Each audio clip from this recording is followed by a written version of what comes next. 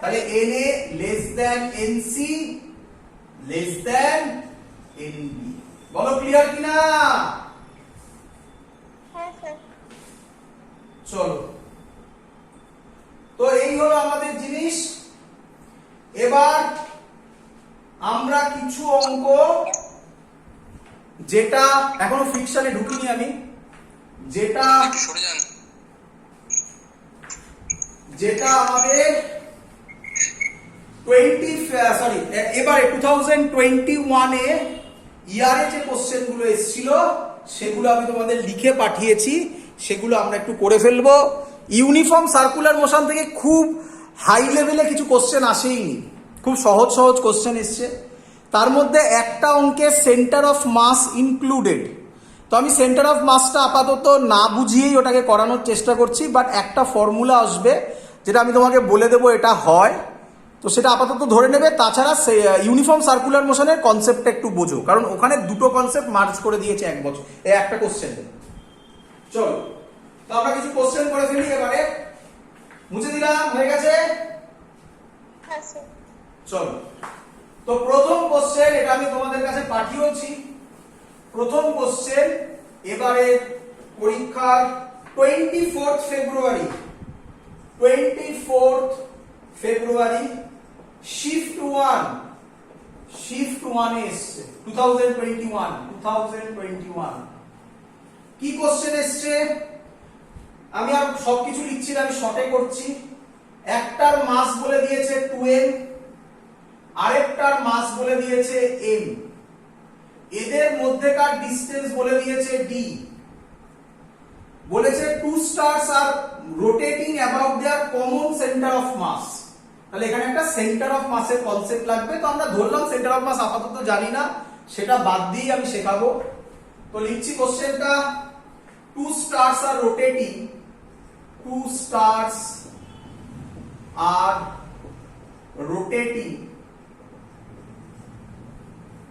about their common center of mass, about their common center of mass. Find the period of revolution. Find the period of revolution. Find the period of revolution of mass small m. Of mass small m. সাবধান, কোন মাস বলেছে? Small m. About center of mass. About center of mass. তার মানে তোমাকে প্রথম যে কাজ সেটা হচ্ছে centre of mass find out করা। যেহেতু এখন সেন্টার অফ মাস আমি করাইনি, তাই সেন্টার অফ মাস আমি অ্যাজিউম করে নিচ্ছি কোথাও একটা সেন্টার অফ মাস আছে। ধরলাম এখানে সেন্টার অফ মাস আছে, এই ডিসটেন্সটা হলো RCM। কোশ্চেন তোমার প্রথম, স্যার RCM টা এখান থেকে নিলেন না কেন? Answer revolution of mass small m বলেছে, তাহলে স্মল m এর রেসপেক্টে করতে হবে, তাই ডিসটেন্সটা কোথা থেকে নেব? স্মল m থেকে। বলো এত অবধি ক্লিয়ার কিনা? আচ্ছা, কি করছে? Two star are rotating about their common centre of mass, মানে এর রেসপেক্টে এটা রোটেট হচ্ছে এরকম ভাবে। আচ্ছা, যদি রোটেট করে, দুটো স্টার বলেছে, একটা মাস ডিসটেন্স বলা আছে, তাহলে এদের মধ্যে কি ফোর্স কাজ করবে? আরেকবার বলুন স্যার। দুটো মাস বলা আছে, ডিসটেন্স বলা আছে, এদের মধ্যে কি ফোর্স কাজ করবে? Gravitational force. গ্র্যাভিটেশনাল ফোর্সটাই এখানে কি ফোর্স হবে? হয়ে গেল, অঙ্ক শেষ। এইটুকুই তো অঙ্ক ছিল।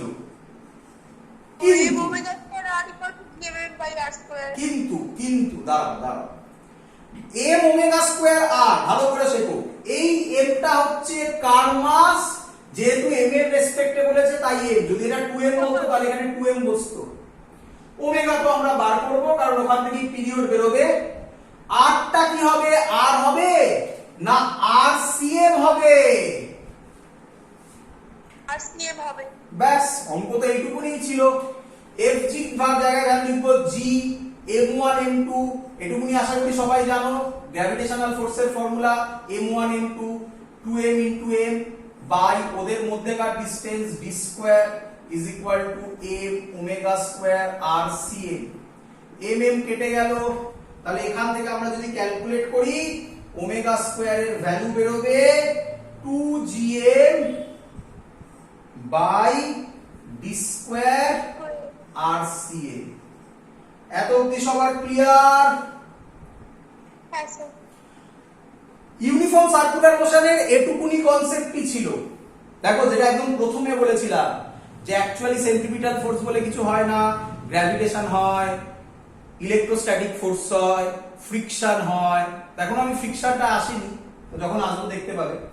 বাট এটা অপশনে ছিল না, তোমাকে আরসিএম বার করতে হতো। যারা জানো আরসিএম বার করা, যারা সেন্টার অফ মাসের ভিডিও দেখেছো তারা আরসিএম আমি যে প্রসেস করছি সেটা করবে।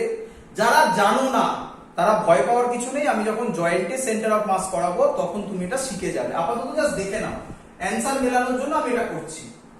আরসিএম এর ফর্মুলা হয় m1r1 plus m2r2 by m1 plus m2। m1 আচ্ছা আরসিএম সেন্টার অফ মাস বার করতে গেলে আগে অরিজিন ধরা কম্পালসারি। তো অরিজিন কাকে ধরবে? m কে 0,0। তোমার কোশ্চেন হচ্ছে কেন স্যার? কারণ ওই যে আবার একই কথা বলে দিয়েছে স্মল m এর রেসপেক্টে বার করো। যদি বলতো 2m এর রেসপেক্টে তাহলে 2m কে 0,0 ধরতাম।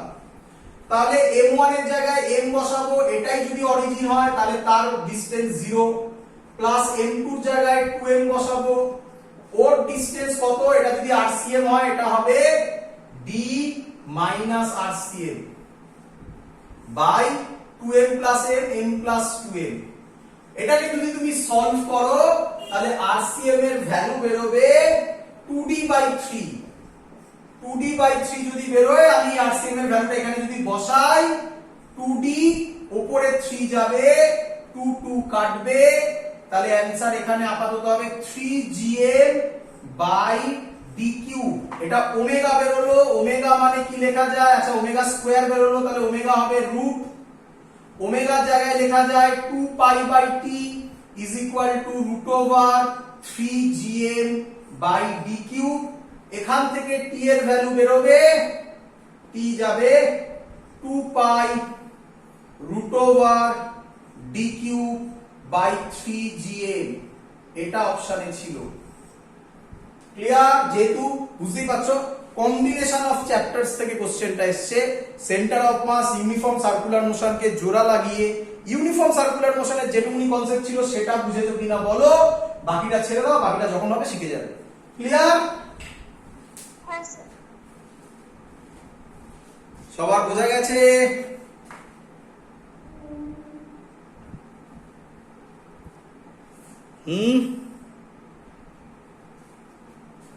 হ্যাঁ স্যার।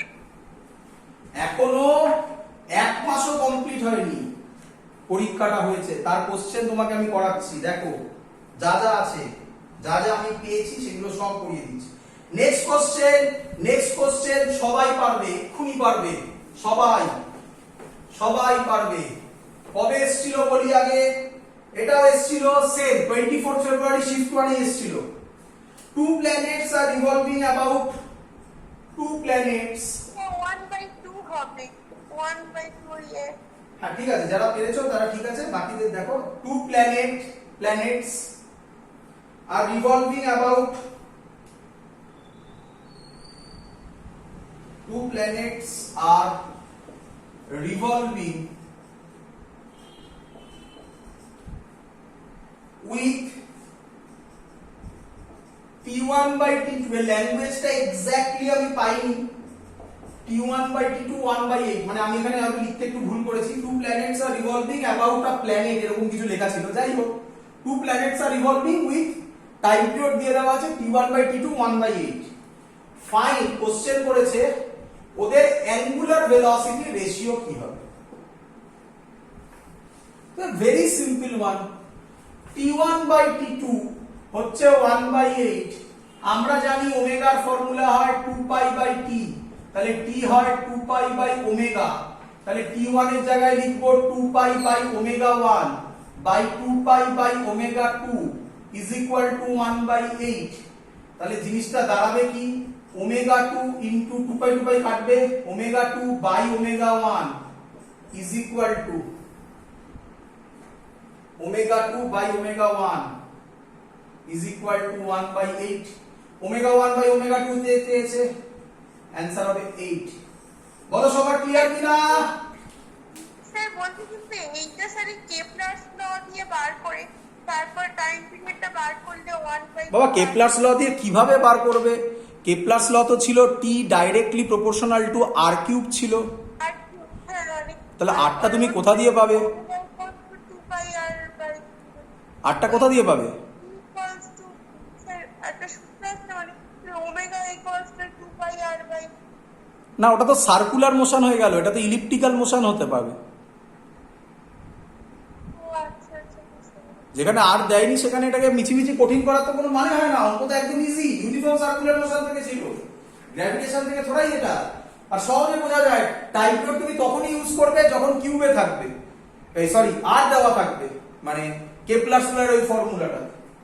ক্লিয়ার? হ্যাঁ স্যার। একটু দাঁড়ান এটা কি আছে, এটা তো আরামসে করতে পারবে সবাই।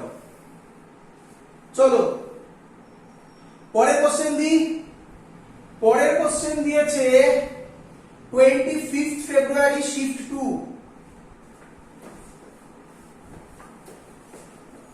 25 ফেব্রুয়ারি শিফট 2।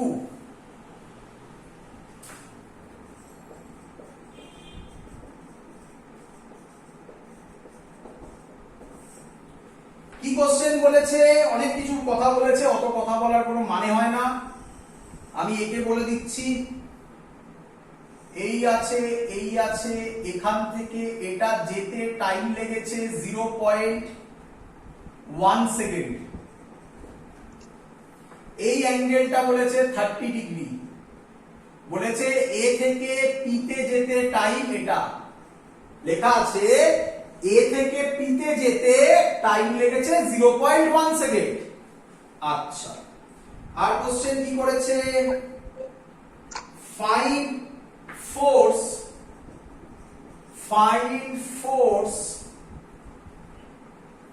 acting on particle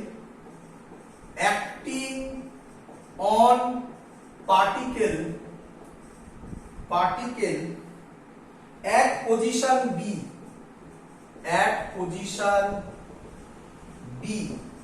আর এটা বলে দিয়েছে এটা ইউসিএল করছে, বলে দেওয়া আছে, হ্যাঁ ইউনিফর্ম সার্কুলার মোশন করছে। একটা বড় ল্যাঙ্গুয়েজ ছিল, তার মধ্যে থেকে মেন কথাগুলো বলছি, বাকি কথার কোনো মানে নেই। ইউনিফর্ম সার্কুলার মোশন করছে, find force acting on particle at position B, B তে যখন আসবে ফোর্স কত হবে। আর কি বলেছে? রেডিয়াস বলে দেওয়া আছে, রেডিয়াস বলে দিয়েছে 0.36 মিটার। অপশন দিয়েছে, আগের গুলো তো কিছু কিছু অপশন ছিল আমরা দিইনি, যাই হোক 9.7, 0.1, খুব সহজ, পারা উচিত সবার, 100, লাস্ট 53.2। চলো করে ফেলো। বলো আমাকে ফোর্স কি হবে বাবা? ইউসিএম করছে তো ফোর্স কি হবে? ওমেগা স্কয়ার এর ওমেগা স্কয়ার আর। আচ্ছা মাস বলে দেওয়া আছে, মাস বলে দেওয়া আছে, এক মিনিট, মাস কত বলেছে? 1। মাস বলে দিয়েছে, কোথায় লিখি বলো তো? এখানে লিখলাম, মাস হচ্ছে 1 কেজি। 1 এক মিনিট, 1 বলা যায়, কিন্তু বলা নেই, মানে ইউনিট মাস মানে 1 কেজি ধরো। চলো তাহলে এর জায়গায় 1, যা ওমেগা তো নেই, ওমেগা নেই। আচ্ছা 2 করে 2 কেন? ওমেগার জায়গায় এই ফর্মুলা লিখতে পারি, থিটা বাই টি। হ্যাঁ সেটা হ্যাঁ স্যার। কত থিটা? বা আমরা এইভাবে বলতে পারি delta theta by delta T. Delta theta কত? 30 ডিগ্রি, মানে বলতে পারি পাই বাই 6। ডেল্টা টি মানে 0.1। এটাকে যদি আমি সলভ করি তাহলে বেরোবে 5 pi by 3, 5 pi by 3। Clear? 25 pi square by 9। তাহলে ওমেগা বেরোচ্ছে 25 pi square by 9 omega square, আর কত 0.36। যদি তুমি এটাকে সলভ করো তাহলে অ্যানসার পাবে পাই স্কয়ার, আর পাই স্কয়ার মানে আমরা বলতে পারি পাই মানে 3.14, তার স্কয়ার মানে 9.7ই হবে, অ্যানসার হবে। ক্লিয়ার সবার? একদম সহজ সহজ অঙ্ক, কোনো লেভেলই ছিল না, দেখো। ক্লিয়ার?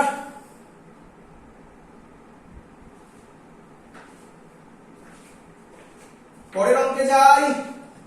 হ্যাঁ স্যার। লাস্ট অঙ্ক, হ্যাঁ স্যার। লাস্ট অঙ্ক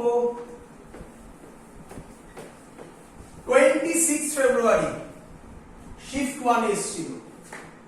26 ফেব্রুয়ারি শিফট 1 এসছিল, শিফট 1 এসছিল। কি এসছিল? বলছে a particle is moving in circle, লিখছি a particle is moving in circle with uniform speed, with uniform speed under the action of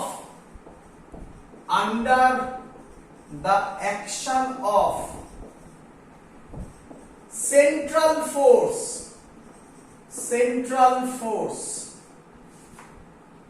F, এইটা একটা ওয়ার্ড হলো, which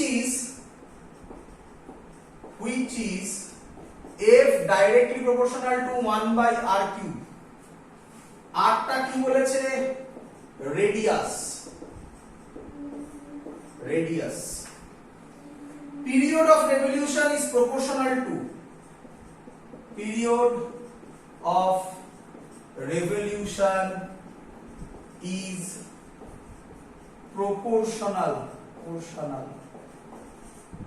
to, ফার্স্ট অপশন দিয়েছে t directly proportional to 1 by r square, t directly proportional to r square, t directly proportional to r, t directly proportional to 1 by r। Question clear সবার? Question পড়ে নাও। হ্যাঁ sir. Sir কিন্তু এইটা হচ্ছে T directly proportional to r cube আসছে, এটা না বুঝতে পারছি না। দেখা যাক কি আসে, স্কয়ার আসবে না? দেখা যাক করি। চলো এদিকে তাকাও, প্রথম কোশ্চেন আগে বুঝো। সেন্ট্রাল ফোর্স মানে কি? সেন্ট্রাল ফোর্স মানে যে ফোর্স অ্যাক্ট করে towards the centre joining the two particle. Central force মানে যেটা অ্যাক্ট করে towards the centre joining the two particle, মানে সেন্টারের দিকে কাজ করবে, জয়েনিং দ্য টু পার্টিকেল। কে কে হয় সেন্ট্রাল ফোর্স?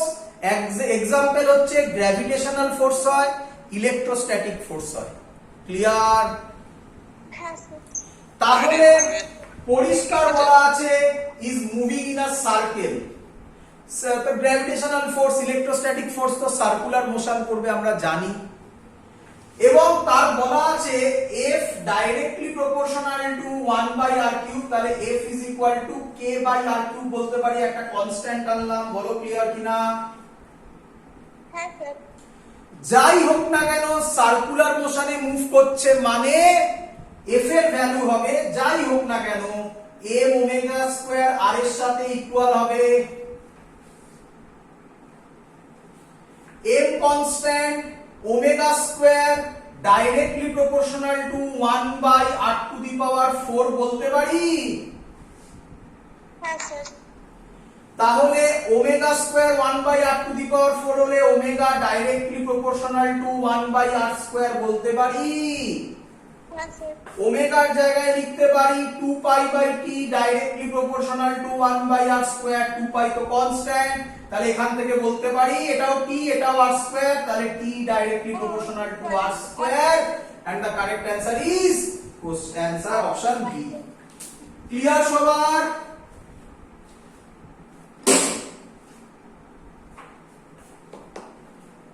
হ্যাঁ স্যার ক্লিয়ার। হ্যাঁ স্যার। চলো, তো এই হলো যেগুলো আমি করালাম তোমাদেরকে। এবার আমরা যেটা করাবো ভালো করে বুঝবে।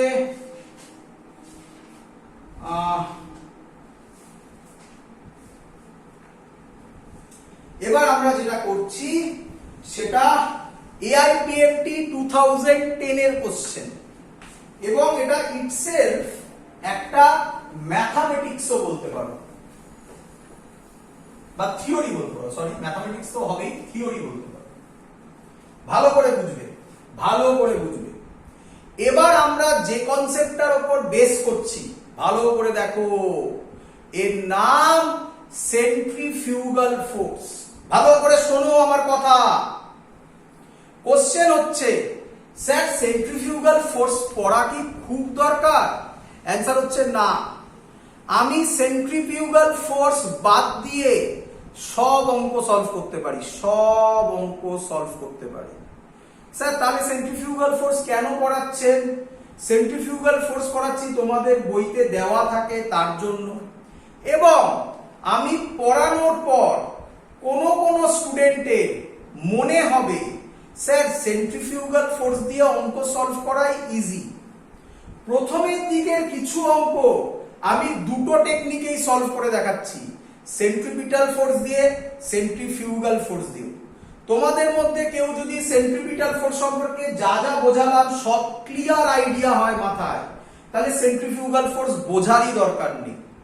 আর যদি মনে হয় যে না আমি সেন্ট্রিফিউগাল ফোর্সটা শিখবো, তারপরে কম্পেয়ার করব কোনটা ভালো কোনটা খারাপ, তাহলে সেন্ট্রিফিউগাল ফোর্স শেখো। আমি রিপিট করছি, সেন্ট্রিফিউগাল ফোর্স ছাড়া সব অঙ্ক করা যায়। ক্লিয়ার? হ্যাঁ স্যার। দেখো আগে কনসেপ্ট বলি। আচ্ছা, এক্ষুনি এটা বুঝিয়েছিলাম, এক্ষুনি মানে ক্লাস শুরুর আগে। এটা আমার হাত, হাতে একটা দড়ি, দড়িতে একটা মাছ আটকানো আছে। এই মাছটা সার্কুলার মোশন করছে। সবার ক্লিয়ার ছবি? হ্যাঁ স্যার। আমরা কি শিখলাম? যদি একে সার্কুলার মোশন করাই তাহলে দড়িতে একটা ফোর্স তৈরি হয়। সেই ফোর্সের নাম কি? Sir centripetal force. না, সেন্ট্রিপিটাল ফোর্স বলে কিছু হয় না বললাম, টেনশন হয়। একটা ফোর্স তৈরি হয় যার নাম টেনশন হয়। ক্লিয়ার? ক্লিয়ার? হ্যাঁ স্যার। এই টেনশনটাই কাকে প্রোভাইড করে? নেসেসারি সেন্ট্রিপিটাল ফোর্সকে। যদি এটা ওমেগাতে ঘোরে, এটা রেডিয়াস যদি আর হয়, এই হবে তার ফর্মুলা। ক্লিয়ার?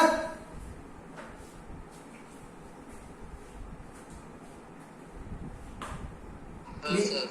এটা আমরা আগেও বুঝেছি। এবার নতুন কনসেপ্ট স্যার, দেখো ভালো করে দেখো। নতুন কনসেপ্ট কি? নতুন কনসেপ্ট বলবেন, মজাদার ব্যাপার, সেম অ্যান্সার হবে।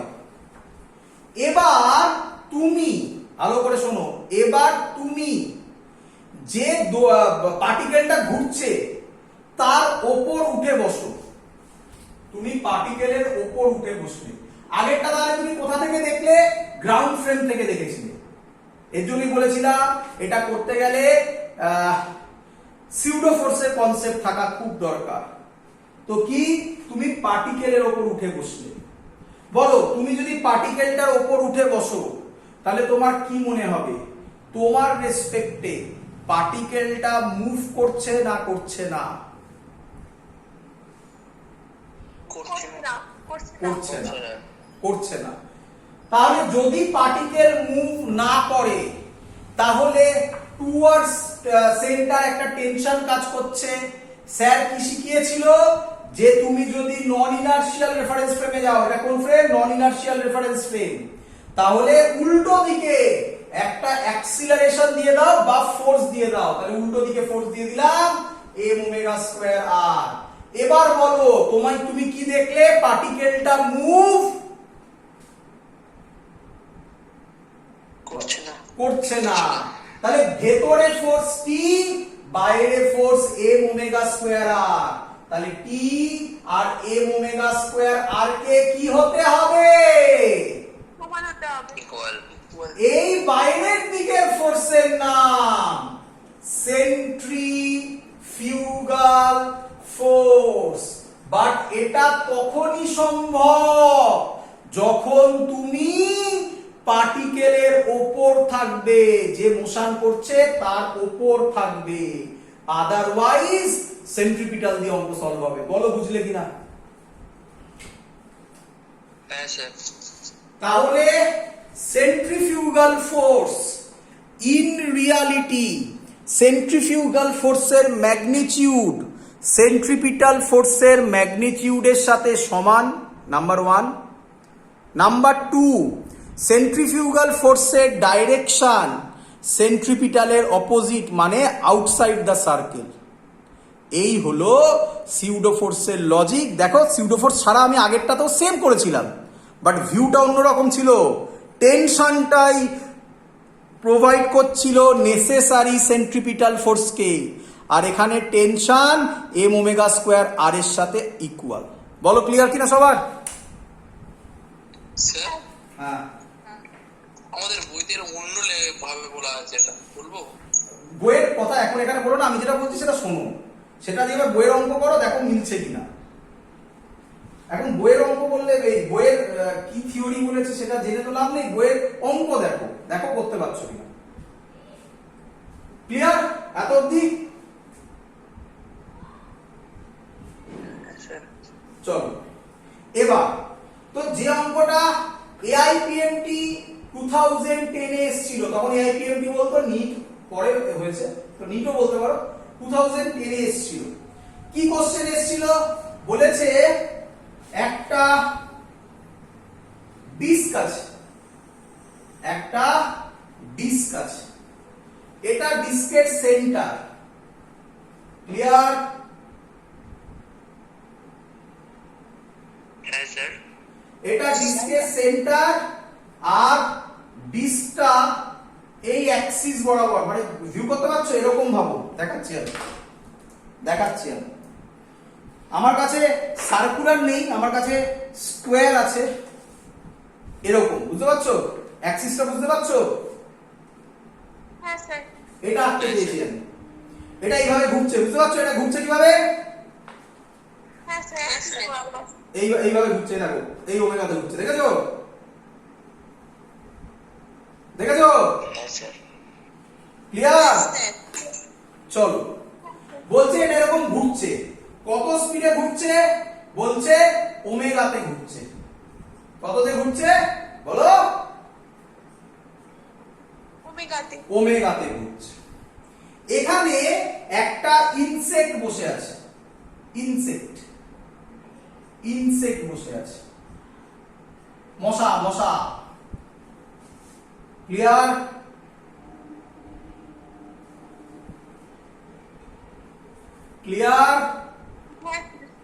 হ্যাঁ স্যার। মশাটা বা ইনসেক্টটা আর ডিস্টেন্সে বসে আছে। Clear?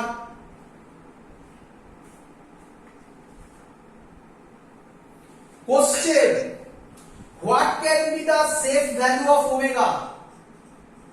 What can be the safe value of omega so that insect does not slips away.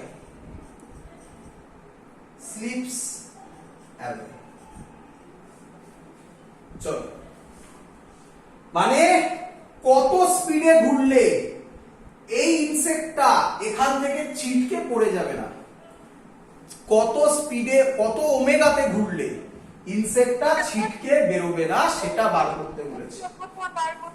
Clear এত অবধি? হ্যাঁ স্যার।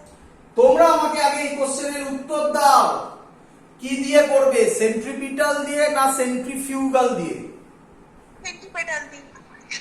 সেন্ট্রিপিটাল দিয়ে করবে। চলো সেন্ট্রিপিটাল দিয়ে করবে। তাহলে এটা সার্কুলার পাথে ঘুরছে, ইনসেক্টটা এখানে বসে আছে, সার্কুলার পাথে যদি ঘোরে কে আমায় বলবে? ভেবে চিন্তে ইংরেজিতে এটাই বলতে হবে, এই একটা কথা বললে তবেই সেন্ট্রিপিটাল শেষ হয়ে গেল। কে আমায় বলবে এই ইনসেক্টটার উপর টুয়ার্ড সেন্টার কোন ফোর্স কাজ করবে?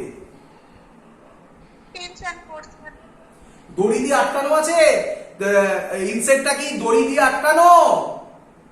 Centripetal force. সেন্ট্রিপিটাল ফোর্স আমি আবার বলেছি সেন্ট্রিপিটাল ফোর্স বলে কোন force. Friction force very good, very good.